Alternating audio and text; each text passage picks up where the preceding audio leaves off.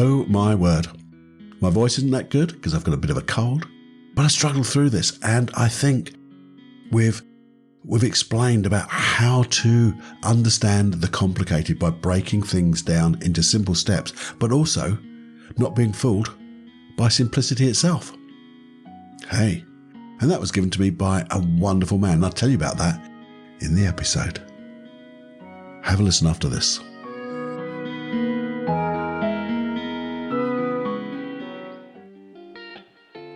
Hey, welcome to the Personal Development Unplugged podcast. So pleased you're here. Your time is valuable and precious. So what I would like to do is fill that time that you share with me with the most shiny golden nuggets to help improve your life, to get your goals, your wishes, your dreams to come to fruition quicker, bigger, better than you could ever imagine, using your imagination, using hypnosis, using NLP, neuro-linguistic programming, all of that, using all things of the mind. No brain hacks, but real solid processes to deconstruct what people do to become great.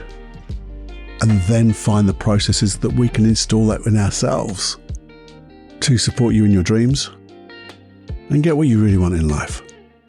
Anyway, who am I? I'm Paul Clough, and just going to have conversations with you in this podcast and get you thinking, but also share those processes because we're going to have so much fun. That's it.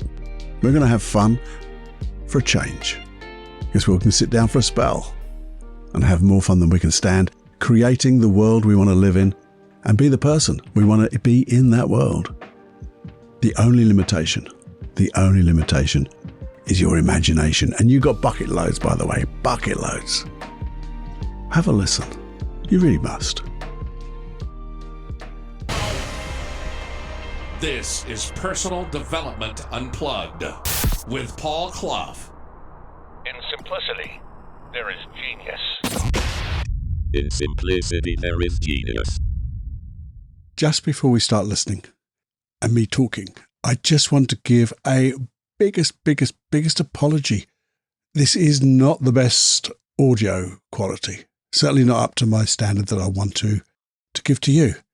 It's not that bad. It's just as if we're sitting in an echo chamber. But I think the message and the content is important. And I didn't want to re-record it because I know I'd lose the impetus of what I got when I did it. Please bear with me, and I know you'll just get lost into the content. Okay? So, here we go.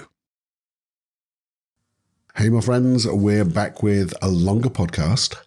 Hopefully, my voice is okay. I've got a little bit of a cold and things like that, and it's in the blooming holiday period as well. But hopefully, we're good to go. And the question I was thinking about a little while ago was, why do we have to make things so bloody complicated? Because we do, don't we? Or I think that's one of the reasons why I chose to begin this podcast, the concept of the podcast, to break down the complicated. Because I felt there were so many people who were making things so complicated to make themselves look big. But then having got over that little bit, I just realised that we just do that anyway. So they do it for a particular reason, to make themselves look good, ego boosting and all that stuff, and they're the only ones. But in general, sometimes we just think complicated is better.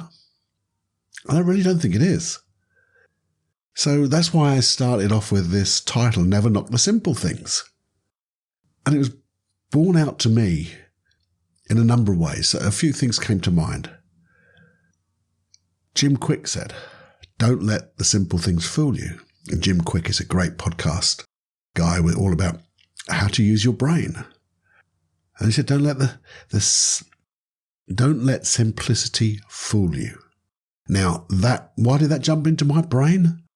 Well, as you know, good old Albert Einstein, that was a weird way of saying it, wasn't it? Good old Albert Einstein said, and we always quote it, in simplicity, there's genius, but not too simple. But also Tony Robbins. When I first got into NLP, I listened to a lot of Tony Robbins. At that time, there were those little tape cassettes. And he always used to take the complicated and make it into a simple analogy, with the words like, help me to understand, is it like this? And I didn't get it at the time, but he was doing the same thing, taking the complicated and trying to break it down into either simple terms, simple analogies, or in ways that met our way of communicating to ourselves. Because if we can get it into our way of communicating, we get to understand it, don't we? Now then, how do you do a lot of this though? How do you break down the complicated? Because if you ever ask people are really good at things. How do you do that? They'll say, I don't know, I just do it. And that's where NLP was, or partly NLP was born. Because NLP, Neuro-Linguistic Programming, Richard Bandler, John Grinder, two geniuses, definitely geniuses, both of them in their own unique styles and ways, were sent by Gregory Bateson, another genius. There's geniuses everywhere, by the way. And sent to model various therapists who were just getting outstanding results. But they were doing it in ways that they didn't really understand themselves because they just did it. They'd evolved a way of doing things and getting outstanding results. And of course, you tend to think that a therapist and another therapist and another therapist, if they're all getting outstanding results, they're probably doing the same type of thing, aren't they? But they weren't. They were doing it in completely different ways, which meant that not only have we got one wonderful, well, when they were modelled, not only did we have their way, but we had multiple ways. And then you start to put those multiple ways together, but breaking them down simply. Because what they did, Richard Bandler, John Grinder, they modelled these people and got it into a way that they could, first of all, do it themselves.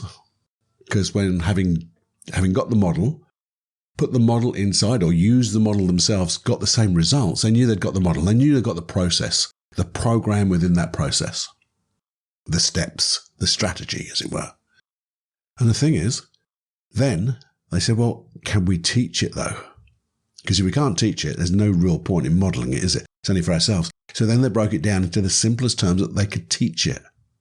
And that's why, when I tell you, when I ask you to share this podcast, I also ask you to share what you've learned. And if you could do it by telling people, hey, I learnt this today. It's this, and this, and this. And you'll get two things out of it. One is you'll find out if you did fully understand it, because you might get halfway through and go, bugger, what was it? I've got lost. And you'd have to go and recalibrate, restart, as it were, and get those steps back in again. And then you go, I've got it now. But also by being able to share it with somebody linguistically of what you've learned, you get to learn it again, and they get to learn it, but you get to learn it even deeper. So modelling is a wonderful way to bring things into simple steps, which is what I try to do. Here. I listen to podcasts, people who are trying to make a difference. And a lot of the times they say they're breaking things down, but sometimes they don't do the hows. They break down what's happening, but not necessarily how do you do that. And I take that and try to break that down into the simple steps so we can achieve that. And you see, when you see somebody doing something and you ask, how do you do that? And they go, I don't know. You say, yeah, but what do you do first? What's the very first thing that comes to mind? Is it something you see? Something you hear? Is it something inside, a feeling? What is it? And when they think back, they'll start to give you the steps. And I'll give you a little word of warning here. Sometimes that seems really easy, so I'll pick a big subject. Believe me, you need to pick the most smaller steps, because you'll find in that smallest step or that smallest thing that you want to model, there'll be a multitude of steps. So if you go too big, you'll get overwhelmed. But the thing is, how do you know? And the thing is, you can I'll say that again. You can start with yourself, by the way. What do you do that just comes naturally to you, that you're just good at? And ask yourself, how do I do it? What are the steps? Do I think of something first? Do I have a picture in my mind? Is it something that I see? Is it something that, say, I hear or get a feeling? And just notice those steps, because if you model yourself on what you do naturally good, guess what? The things that you're not quite so good at, you could adapt that process and it'll work. It might not work as well, but then you can adapt it to make it work even better. But you're starting from something that you know yourself works well, the way you communicate to yourself. So you just simply try it on, simplifying it, and then look to see if you can make it better. And I think that's the real art.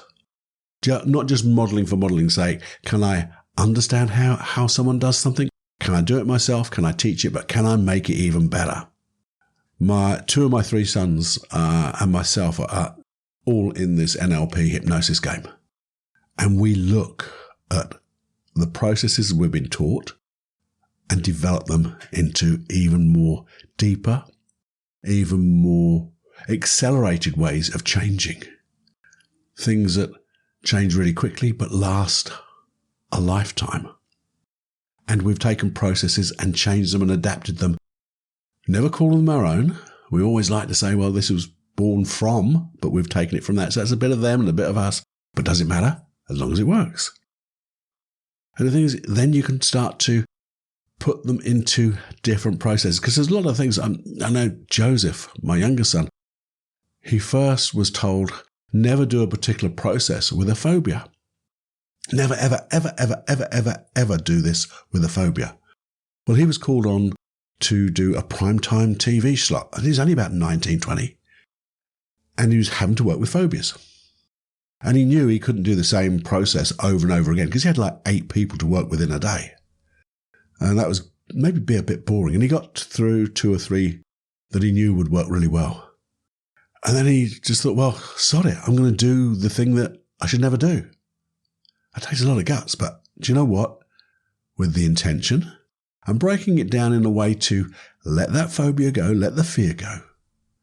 He just went. And in fact, that process was the best result on that program. So again, we take note of what people might say, never do that. Well, never. Where could we? And some of the things I think about is like, just when you see something or you do something which is really good, just say, what's actually happening here? What is happening here? What did I just do? How did I get motivated to do that particular thing? Because that's a great one. Because if you're procrastinating over there, but you're motivated over here, what's the difference? What's happening here and what's happening there? What would happen what is the one step where you're really motivated that really kicks it off? What would happen if you put that in that process where you're procrastinating? Because normally when you procrastinate, it's not the whole lot. Because once you get started, you finish. It's that getting started and that follow through. So just notice what's happening. And then what I say is just to make sure, obviously you try it on yourself, see if you can improve it, but again, share it. As I said, share it verbally. Can you explain it to somebody? And the best way to do it is imagine, because if there's no one there to explain it to you, by the way, or to explain it to, how the hell are you going to do that? Well, what I would do is maybe record it. But I'd do it as if I was explaining it to a 6-year-old. Why is that, Paul? Well, if you think about it, if you can explain it to a 6-year-old and they get it, you've got it. You can explain it to anybody because you can always make it in a different language, as it were. You can make the language fit that person's language. And when I say language, it's the communication they use, the type of words they use. Maybe they're more a visual person, a more kinesthetic person. Maybe they're more auditory. But if you can explain it to someone as if they were a 6-year-old, then you're going to find, I've got it. And the more you do that, the more you get that model yourself. And I think one of the things I love, and one of the questions I love to put into these type of things, maybe I'm struggling. Maybe I'm struggling to make that model. Maybe there's a step I'm missing. Or how can I make it better? Because it seems quite complicated. Even when I explain it, without explaining it to people, I tried to explain it to myself a little bit. I thought, that's bloody complicated, Cluffy. I asked myself this question. If this was easy, if this was simple, how would it be? And just by asking that question and thinking, how can I make this more simple? If this was simple, how would it be? Because it's the same question, but slightly different. Because it presupposes, as it were, NLP presuppositions. If this was easy, how would it be? It's assuming that it could be easy. And all you have to do is see it, feel it, listen to it. And then we're back in full circle, aren't we? Making sure that things that we hear, if they're complicated, can we break them down? And and if someone is explaining to you something and it's too simple to be true, they're the ones that work. Because you have a direct set of steps from beginning to end, and that end is the success you want. And when they're simple, what happens to anxiety? Well, that goes, doesn't it? Because you can't have anxiety over something which is simple. Not too simple, but remember, in simplicity, there's genius, and maybe that simple analogy, I said it again, analogy. But it's full circle. So if you want to learn something that seems complicated, I really suggest you don't try to learn it in that complicated fashion. Can you break it down into simple steps? And then can you see the steps which are not really needed? That's what I try to do. I model things from auditory. When I hear a podcast, I'll listen and go, I can hear the steps. I can visualize it. I have a way of visualizing the steps in my mind. It's like a visual mind map. And I can put it into a mind map. But then I say, maybe there's too many steps. Is there something that we could do without? And if you take that step out and it doesn't work, you put it back in again. Nothing's ever broken. But it's like just paring down. It's like, I guess, like when you hear people writing a book, they say writing the first bit is easy. It's that editing, taking out the stuff that you don't need, taking out the stuff that is not warranted, it doesn't help, it doesn't make it any better, until you get just the real essence of what you want. So I need to say a big thank you for that Jim Kwik little throw out there. Don't let simplicity fool you, because it's just got me thinking. And I'd like you to think that there is nothing too complicated. We can learn anything. We just need to break it down into those simple steps, and then you won't be fooled. Yeah. I hope this shortish, and it's quite short, isn't it? Shortish, longer episode, if you can get one of those, does get you thinking. And I do say, don't just listen. Please do not just listen. Put this into action, because when you do, you'll find a wealth of information, different ways of doing things. There's so many things I've modeled where people have been talking about stuff, and I've basically modeled the whole course they were advertising, because they didn't tell you the whole steps, but you could find the critical steps, as it were. And then you just understand, though, they're going to spend a weekend doing that. But I've got those steps already. They've just filled out those steps. So you can learn anything. You know, it's just it's simple. When you read and you're reading an exercise, and I've done it, I read it and I go, I didn't understand a bit of that. And I've reread it and I've gone to do the exercise in my head or wherever, and I still haven't got it. And I've read it again and I still haven't got it. And I'm thinking to myself, am I such a dumbo? And I know I'm not, but I felt that way. I felt such a nitwit. That's a great word, isn't it? Felt such a nitwit because I couldn't understand it. Couldn't retain it. It wasn't even a whole page, but I couldn't. But then I thought, well, sod it. Let me see if I can put these steps down in my own inimitable smile. Yeah, with a smile style. In a mind map. And do you know what? Boom, got it. And I just have it on the side. And I do that exercise and I can imagine the mind map in my mind anyway. So there's so many different ways you can do it. If you'd like more on this, let me know. Email me, feedback@personaldevelopmentunplugged.com. But please, as I say, it's not the knowing. You know, some people say, well, I know all of this. But are you doing it? And the answer to that is no. Anybody who says, I know all of this, I can guarantee you, very rarely are they doing it. Because the people who are doing it and sharing it with you, or listening and going, do you know what? I do all of this, but not quite the same. I wonder, and they're inquisitive, they're curious. How can they make their strategy better, their process better? And then we're all on the same wavelength because we're all doing it for a wonderful intention to make our lives better. Have a fulfilling life, a joyful life, full of love, joy, connection. So if you would, as I always say, and I know you will always do, please continue to share this episode. Share and tell people about the Unplugged or Personal Development Unplugged podcast with me, Paul Clough. You know, tell them Cloughie sent you.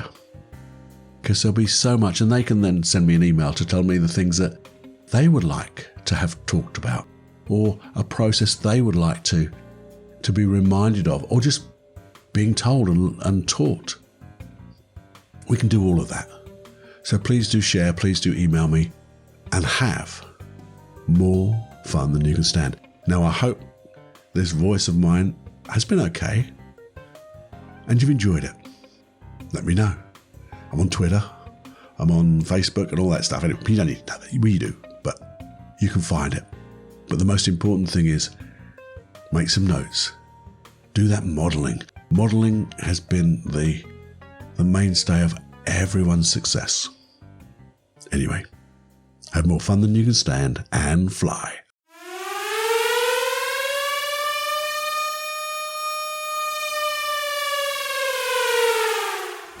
Warning, you are now leaving the unplugged mind of Paul Clough. It's time to fly on your own. Be brave, my friend. Personal Development Unplugged.